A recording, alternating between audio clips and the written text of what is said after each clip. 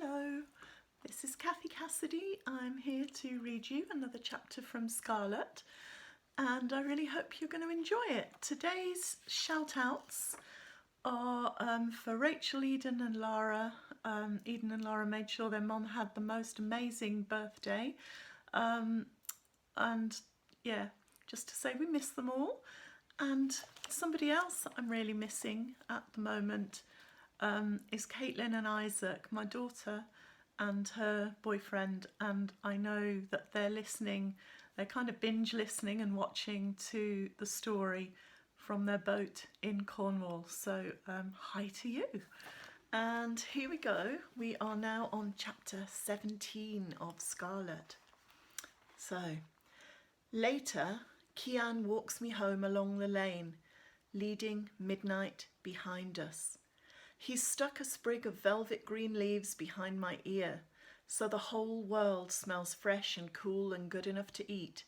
And he's picking fuchsia flowers from the hedgerow, showing me how to suck the sweet juice from their bell-like centres. Fairy food, he says. Yeah, right, I laughed. You don't believe in fairies. Not the storybook kind, obviously, Kian grins. That's kid stuff. There's definitely something to it, though. This is Ireland, after all. You're crazy. Not at all, Kian says. Did you never wonder where all those stories began? Will I tell you? They began right here. Long ago, there lived a people who were tall and bright and brave. They knew so much about the land and the sky and the sea that they were just about immortal. Then one day, invaders came. A few at first, then so many there could be no stopping them.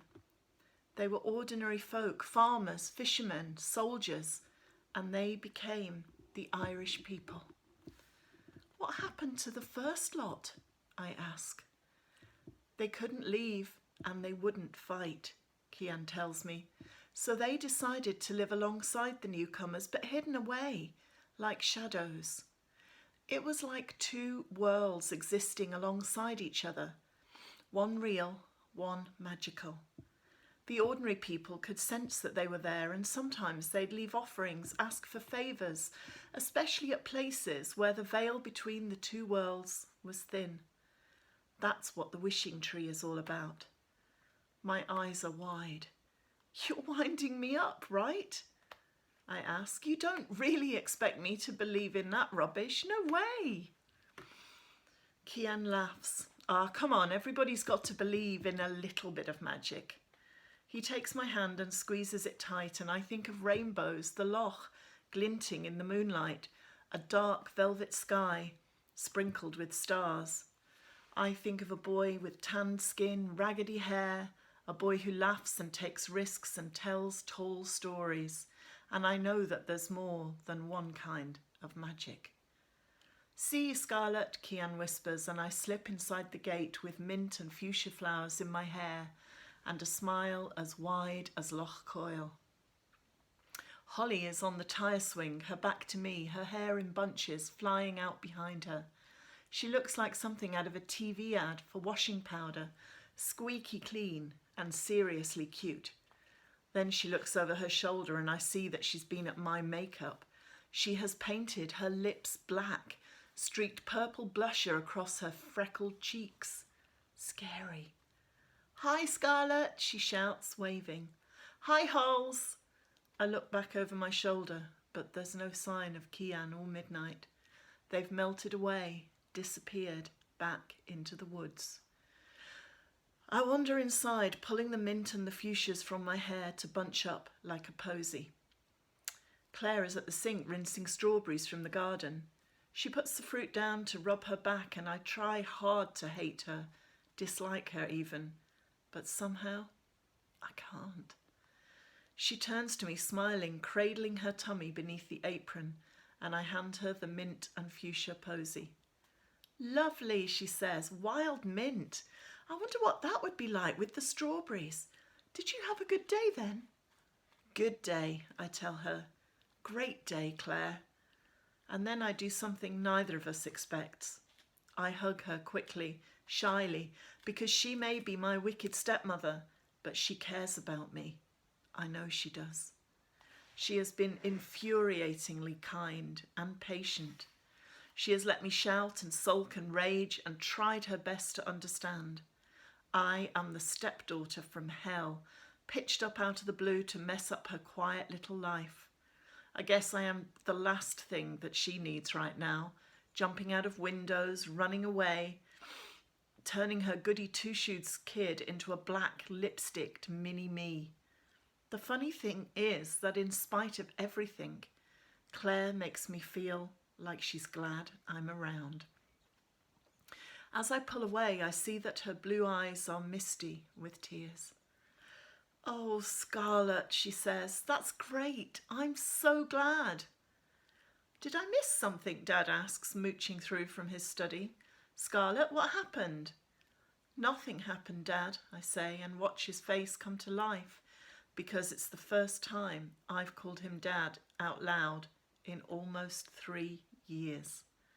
I fling my arms around him and he holds me tight, and he smells of polo mints and apple shampoo just like he always did, and I cannot believe how much I've missed that smell, how much I've missed him. Claire laughs and takes a jug of homemade lemonade out of the fridge, and Dad calls Holly in, and the 4 of us sit around the table drinking lemonade and eating strawberries tossed in crushed mint and brown sugar. "Wow," Dad says, "strawberries and mint. I never tried it before." "Smells good too," I chip in. "You should make it into a soap, Claire. It'd be really summery and you could package it with fresh mint leaves." Claire's eyes widen. "You could be onto something," she grins. "I'll play around with that idea tomorrow. Thank you, Scarlett." I shrug, but hey, it's good to feel like I've done something right for a change. It's good to feel a part of things. I live here now, in the middle of nowhere, with the 3 people, 3.5, I once hated most in the whole world. It's not so bad. They're not so bad. And it's not like I belong exactly, but it's not such a crazy idea that I could. One day, maybe, if I wanted to. That would show Mum. So yeah, Scarlett is definitely settling in, but there's still an awful lot of stuff to be sorted out between her and her mum. So if you tune in again tomorrow, you will see what happens next in the story.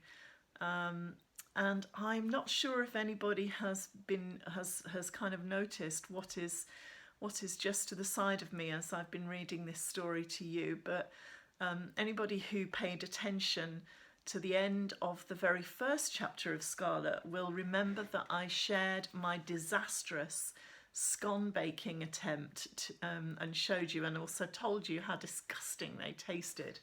Well, today I would like to show you these, and they're gorgeous. Okay, they're cheese scones and they taste amazing, and I would really love to take full credit for them, but they're nothing to do with me at all. Okay, my husband Liam has made these, his very first attempt at ever making scones, and they are so good, so amazing. Yeah, they taste fantastic, and it's all a bit sad really, because yeah, I don't think I'm ever going to try and bake scones again as long as I live, because mine were just so revolting. But thank you to those of you who commented and messaged and shared your own failed baking stories with me.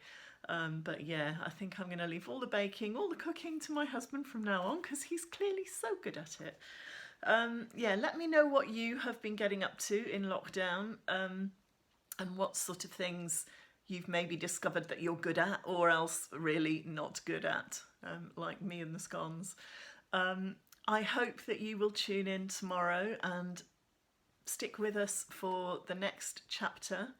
I have one thing I needed to remember to tell you as well, because I think today is Wednesday. I think from today onwards we have It might not be Wednesday, it might be Thursday. I'm recording this ahead of time, about a day. I think I'm about a day behind. From today, there will be a special Puffin Storytime video on the Puffin website, puffin.co.uk, and on their YouTube channel. And that is, they asked me if I would come along and read one chapter from Cherry Crush. Cherry Crush is the very first book in my Chocolate Box Girls series. And although it's only going to be one chapter, it's just, you know, maybe it's another chance for you to have a taste of one of my stories and see if you like it. And if you do, maybe you can get a hold of the book from one of the online booksellers who are helping us all out with something to read just now. But anyway, I will see you tomorrow for more of Scarlett. And yeah, take care. Keep smiling.